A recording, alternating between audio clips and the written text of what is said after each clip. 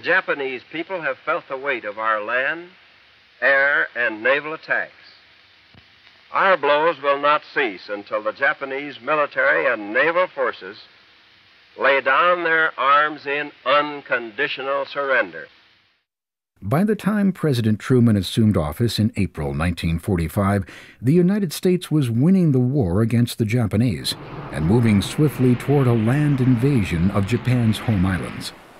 But over 3 years of fighting in the Pacific had been every bit as perilous and costly as the war in Europe. In the months following Pearl Harbor, Japan captured the U.S. outposts of Guam and Wake Island, and the British colonies of Hong Kong and Singapore. In the Philippine Islands, Supreme Allied Commander in the Pacific, General Douglas MacArthur, was ordered to flee from a Japanese invasion, leaving behind 100,000 U.S. and Filipino troops as prisoners of war. MacArthur vowed revenge. I shall return. Despite the disastrous start, American spirits were lifted in April 1942.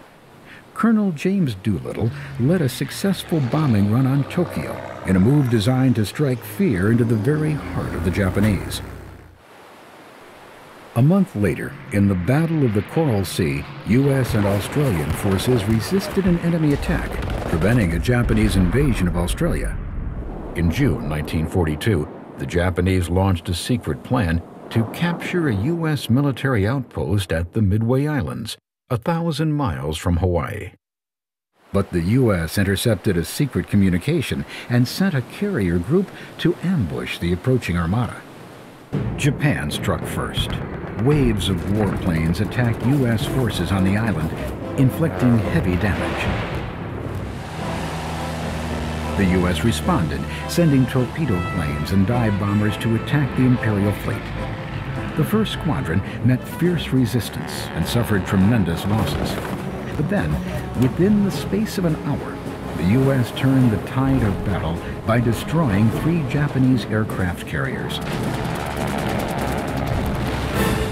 By late afternoon, Japan was in full retreat. 6 months after Pearl Harbor, the Battle of Midway was a major turning point in the war with Japan. From that point forward, the United States was on the offensive.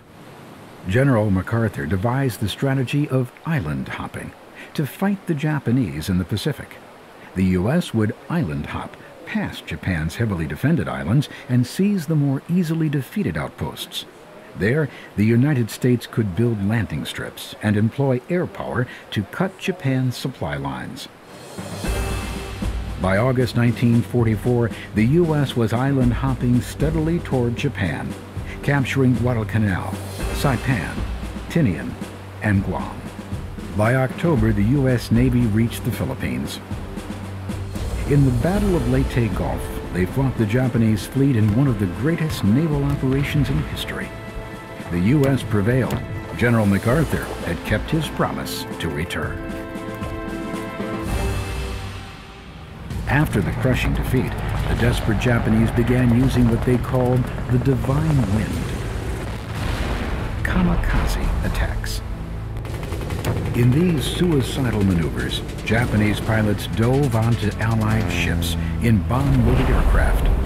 Kamikaze attacks destroyed 36 U.S. warships, badly damaged 368 others, and killed over 5,000 sailors. But the Divine Wind failed to stop the Allied advance on Japan. President Truman set November 1945 as the date for a land invasion of Japan. But to stage the attack, the U.S. would first need to capture the heavily fortified islands of Iwo Jima and Okinawa.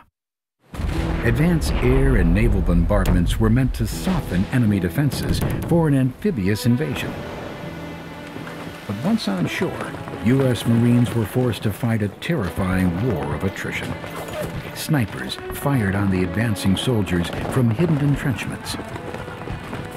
The Marines fought back using flamethrowers and hand grenades to destroy the underground enemy.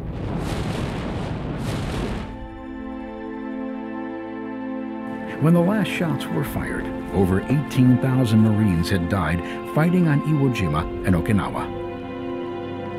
90,000 Japanese soldiers were dead. Over 100,000 Okinawans perished as well. Many of those who survived were homeless and shell-shocked. As the U.S. marched across the sea toward Japan, daily raids by American B-29 bombers were destroying Japanese cities and killing thousands of civilians. In a single firebomb attack on Tokyo, over 100,000 innocent Japanese were incinerated. For Japan, defeat was inevitable, but the island nation refused to surrender. The mounting loss of life worried President Truman. Military advisors cautioned that 250,000 American lives could be lost invading Japan. Shortly after becoming president, Harry Truman learned of the Manhattan Project, a code name for the best-kept secret of World War II, a nuclear weapon powerful enough to destroy an entire city. Testing in the New Mexico desert proved the atomic bomb not only worked, it was even more powerful than scientists predicted. President Truman was faced with a sobering decision: use the horrible weapon to end the war, or risk the lives of countless Allied troops in a land assault on Japan. With the urging of top aides and military advisors, Truman decided to drop the bomb on Japan. The Allies issued a final appeal to Japan's military leaders to unconditionally surrender. This was known as the Potsdam Ultimatum. Still, Japan's military leaders remained defiant. At 2:45 a.m. on August 6, 1945, a B-29 bomber, the Enola Gay, headed out over the Pacific toward the Japanese military center of Hiroshima. At 8 o'clock, the atomic bomb dropped clear of the plane.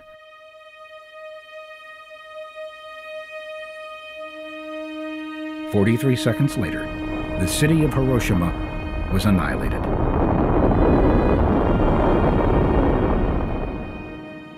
That afternoon, President Truman again called for Japan to surrender.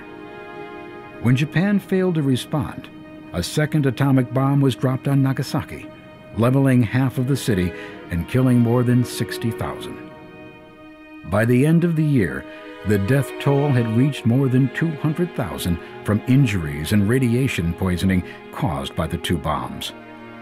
Finally, amid scenes of unimaginable death and destruction, Japan's Emperor Hirohito capitulated. I deem this reply a full acceptance of the Potsdam Declaration, which specifies the unconditional surrender of Japan. On September 2, 1945, Japan formally surrendered aboard the U.S. battleship Missouri in Tokyo Bay. The Supreme Commander of the Allied powers will now sign on behalf of all the nations at war with Japan. The war was finally over, and the world celebrated.